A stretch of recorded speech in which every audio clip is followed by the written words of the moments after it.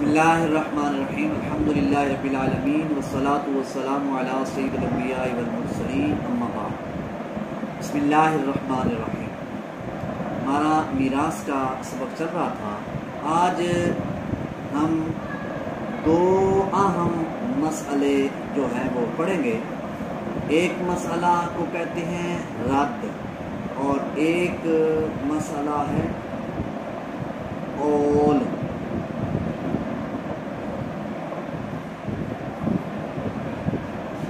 علم فرائض یعنی علم میراث کے دو اہم مسئلے یہ ضروری ہیں، ان کو بھی یاد کر لیں۔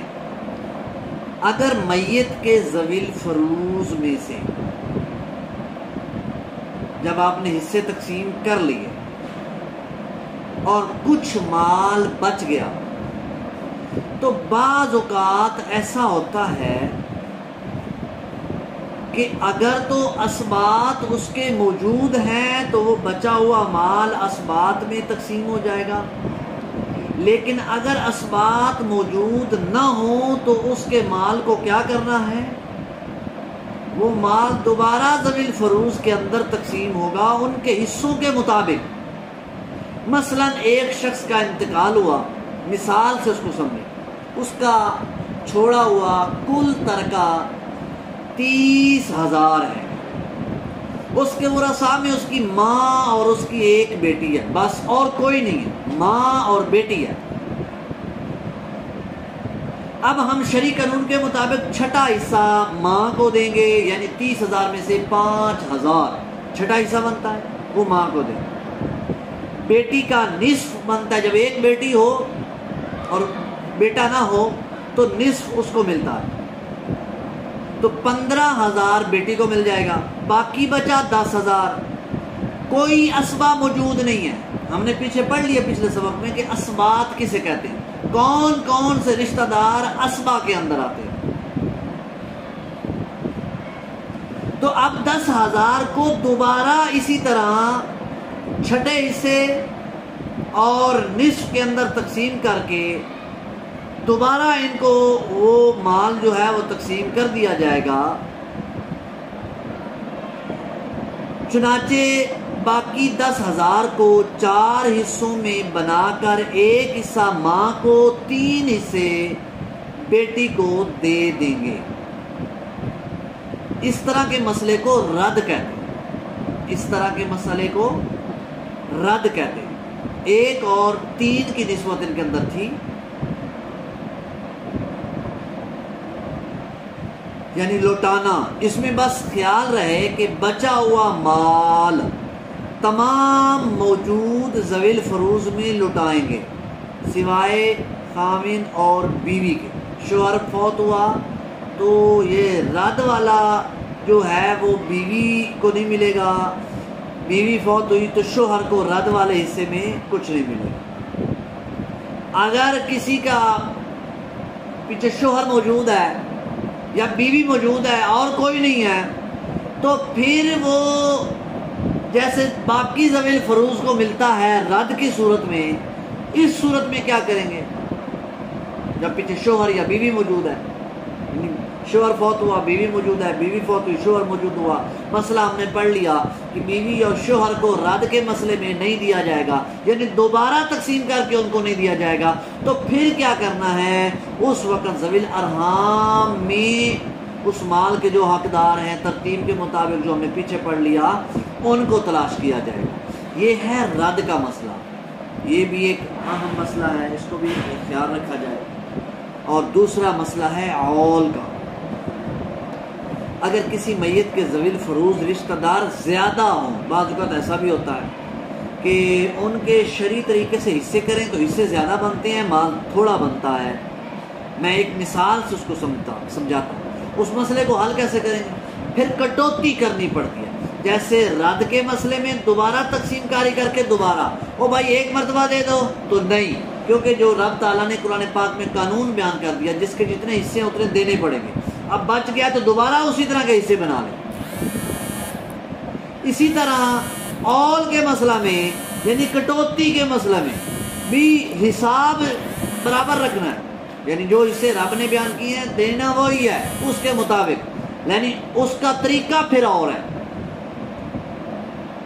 اس میں سب کے اندر حصے کم ہو جائیں گے، یعنی حصہ کم مل جائے گا، لیکن جو مقدار مقرر ہے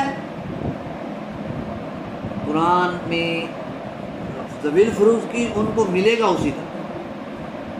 مثال کے طور پر ایک شخص فوت ہوا، اس کی 30,000 روپے، اس کے ورثاء میں باپ ہے، ماں ہے، بیوی ہے، 3 بیٹی، باپ ہے، ماں باپ بھی ہے، بیوی بھی ہے، 3 بیٹیاں بھی، تو باپ کو چھٹا حصہ ملے گا 5,000، ماں کو بھی چھٹا حصہ ملے گا 5,000، اولاد موجود ہے، 3 بیٹیوں کو 2/3 یعنی 20,000 ملے گا، 20,000 ملے گا 2/3، 3 بیٹیوں کو 2/3، 2/3 حصے 20,000 ملے گا، بیوی کو 8واں حصہ یعنی 3,750 ملیں گے۔ اب دیکھ لیں ٹوٹل 30,000 ہے، ہم نے چھٹا حصہ باپ کو دیا، چھٹا حصہ ماں کو دیا، 10,000 ہو گیا، 3 بیٹیوں کو 2/3 20,000 دے دیا، یہ تو 30,000 یہاں پورا ہو گیا، بیوی ابھی تک باقی ہے، 8واں حصہ بنتا ہے 30,000 کا 3,750 روپے، تو یہ تو حصہ کم ہو گیا، حصے زیادہ ہو گئے اور پیسے ختم ہو گئے۔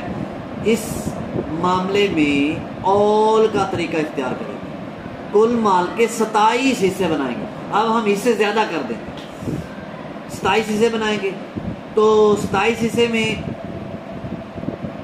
4 حصے باپ کو ملیں گے، 4 حصے ماں کو ملیں گے،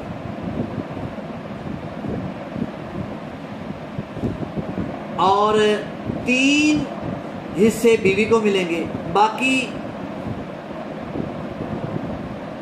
16 حصے جو ہیں وہ بیٹیوں کو مل جائیں گے۔